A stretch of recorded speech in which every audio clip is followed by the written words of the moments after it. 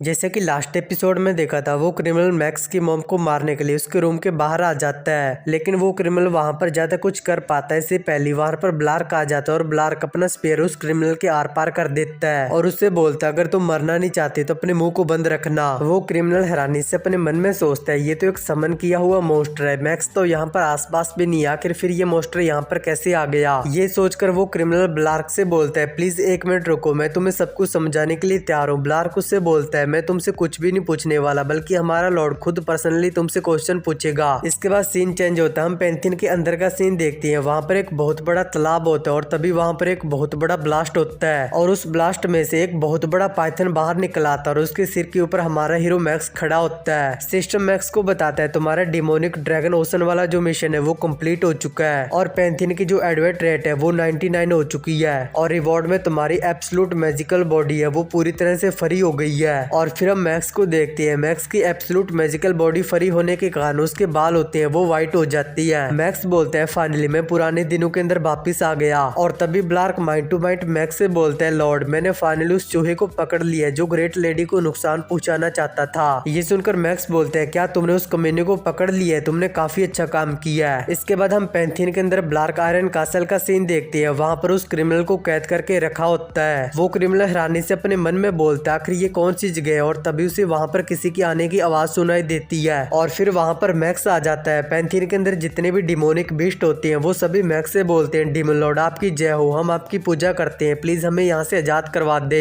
ये सब कुछ सुनकर मैक्स बोलता आखिर ये कमीने अचानक से मेरी पूजा करने क्यों लग गई है। मैक्स उन डिमोनिक बीस्ट से बोलता है तुम लोग चिंता मत करो, टाइम आने पर मैं तुम सभी को बाहर बुला लूंगा। इसके बाद मैक्स उस क्रिमिनल से बोलता है अच्छा तो तुम यहाँ पर हो। ये बोलकर मैक्स अपनी खतरनाक पावर को रिलीज करते हुए बोलता है जल्दी से मुझे बताओ आखिर तुम्हारा मास्टर कौन है। और फिर हम होनस साउथ अल्टर का सीन देखते हैं, वहाँ पर एलहेम और वो दोनों बंदे भी होती है। एलहेम उन दोनों से पूछते हैं तुम्हारे टारगेट का क्या हुआ, क्या तुमने उनको एलिमिनेट कर दिया है। वो बॉडीमैन बोलता है वो दूसरा एस क्लास का हंटर है जिसका नाम सियो डोंगचुंग है, मैंने उसको एलिमिनेट कर दिया है। और फिर वो ब्लैकमैन बोलता है मैंने भी अपने टारगेट को ऑलमोस्ट कंप्लीट कर ही दिया था। ये सुनकर वो बॉडीमैन बोलते हैं क्या ऑलमोस्ट, तुम्हारा क्या मतलब है, तुमने अपने टारगेट को कंप्लीट नहीं किया है। वो ब्लैकमैन बोलता है अगर वो लोग मेरे बीच में नहीं आते तो मैं उस फर्स्ट एस क्लास के हंटर को मार देता। एलहेम उन दोनों को बताता है वो जो क्रिमिनल है वो लापता है, मुझे नहीं पता आखिर वो कहाँ पर है और वो जो डीमन लड़की है वो मर चुकी है। ये सुनकर वो दोनों हैरान हो जाते हैं। वो दोनों हैरानी से बोलती है क्या वो डीमन लड़की मारी गई है, लेकिन वो तो सबसे कमजोर हंटर को मारने के लिए गई थी, आखिर वो कैसे मर सकती है। एलहेम अपनी पावर को एक्टिवेट करके अपने सिर को बड़ा कर लेता है और वो उन दोनों से बोलता है मैं तुम लोगों को एक न्यू पावर देने वाला हूँ, इस पावर का यूज करके तुम लोग उस कमीने मैक्स को मार देना।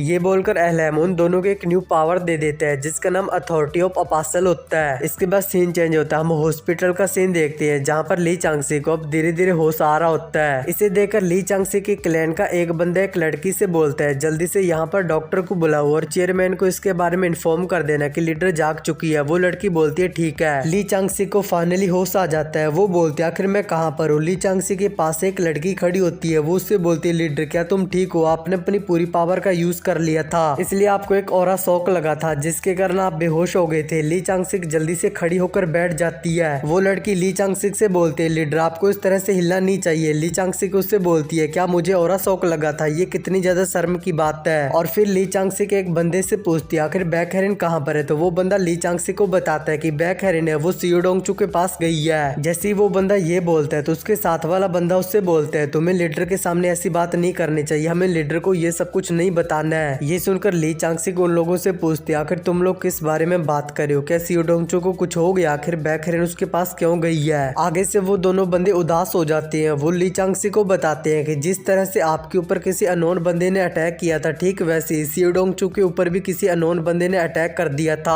और हमें सुनने में आ रहा है कि सियो डोंगचू की जान खतरे में है। ये सुनकर ली चांगसिक काफी ज्यादा हैरान हो जाती है। वो जल्दी से अपने बेड पे से उठते हुए बोलती है आखिर उसका इलाज कहाँ पर किया जा रहा है। उसके साथ वाली लड़की ली चांगसिक से बोलती है लीडर आपको खड़ा नहीं होना चाहिए, अभी भी आपको रिकवरी की जरूरत है। तो ली चांगसिक चिल्ला के बोलती है मुझे बताओ आखिर सियो डोंगचू कहाँ पर है। इसके बाद सीन चेंज होता है, की होंग बैक हेरिन से बोलते हैं क्योंकि बैक हेरिन अभी भी सियो डोंगचू को हील कर रही होती है, इसलिए की होंग बैक हेरिन से बोलते हैं सियो डोंगचू के बाहर वाले जितने भी गाँव है वो पहले से ठीक हो चुकी है, इसलिए मुझे लगता है कि अब तुम्हें रुक जाना चाहिए। बैक हेरिन अभी भी सियो डोंगचू को हील करी होती है। बैक हेरिन बोलती है सियो डोंगचू जल्दी से उठो, तुम इस तरह से यहाँ पर नहीं मर सकती हो। और उसी टाइम उस रूम का गेट ओपन होता है और वहाँ पर ली चांगसिक भी आ जाती है। ली चांगसिक की होंग से बोलती है अब मुझसे ये मत बोला कि ये मर चुका है। की होंग उससे बोलता है ये अभी तक मरा नहीं है, ये कोमा के अंदर और हमें मेडिकल डेटा से पता चला है कि इसका ब्रेन डेड हो चुका है। ली चांगसिक गुस्से से बोलते हैं आखिर वो होनस ऑर्गेनाइजेशन वाले अननोन बंदे कौन है। की होंग बोलते हैं हंटर एसोसिएशन अभी भी उन लोगों को ट्रैक कर रही है और तभी की होंग के पास उसके फोन में एक कॉल आ जाता है। की होंग जल्दी से उस कॉल को पिक कर लेता है तो कॉल पे डायरेक्टर होता है तो डायरेक्टर की होंग को बताता है कि यहाँ पर एक जगह पर एक एस क्लास की पोर्टल ओपन हो गई है। ये सुनकर की होंग हैरानी से बोलते हैं क्या एस क्लास की पोर्टल ओपन हो गई है। ये सुनकर बैक हेरिन और ली चांगसिक वो दोनों भी काफी ज्यादा हैरान हो जाती है। इसके बाद सीन चेंज होता है, हम हंटर एसोसिएशन में कंट्रोल रूम का सीन देखते हैं जहाँ पर वो सभी लोग उस एस क्लास की पोर्टल को देख रही होती है और उस पोर्टल को देखकर वहाँ पर सभी लोग बहुत ही ज्यादा हैरान हो जाती है। ब्रांच मैनेजर अपने मन में सोचता है ली चांगसिक ने पहले अपनी पूरी एनर्जी का यूज कर लिया इसलिए वो ओरा शॉक के अंदर है और जो सीओ डोंगचुंग है वो भी कोमा के अंदर है और जो हान्यूल है वो ओरा मशीन को ठीक कर रहा है और जो बैक हेरिन है वो एक स्पोर्ट टाइप की हंटर है। आखिर इस एस क्लास की पोर्टल को कौन रोकेगा।